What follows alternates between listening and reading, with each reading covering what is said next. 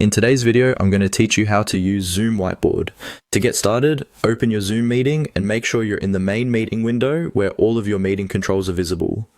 The whiteboard feature is built into Zoom and is designed to help you brainstorm, explain ideas visually, and collaborate with other participants during a call. It's especially useful when you want to sketch out a concept instead of just talking through it. Once you're ready, look at the toolbar in your meeting controls and find the More option. This is where Zoom places additional tools that may not be shown directly on the main bar, depending on your screen size and settings. Go ahead and click on More to open that expanded menu. If you don't see it immediately, take a moment to scan the lower part of the Zoom window, since the layout can vary slightly between devices. After the More menu opens, look for the Whiteboard option and click on it. This will launch Zoom Whiteboard so you can begin using a shared visual workspace inside your meeting. In many cases, the whiteboard opens in a new panel or window, giving you access to drawing and collaboration tools. From there, you can start presenting ideas in a more interactive way.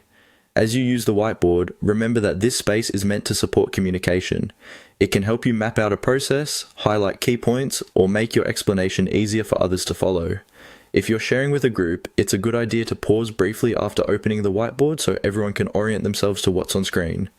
If the whiteboard option does not appear under More, that usually means your Zoom version, account permissions, or meeting settings may need to be updated or enabled first. In that case, check your Zoom settings after the meeting or ask your account administrator if the feature is managed by your organization. And that's all it takes to access Zoom Whiteboard. The main thing to remember is that you open the More menu first and then select Whiteboard from the list.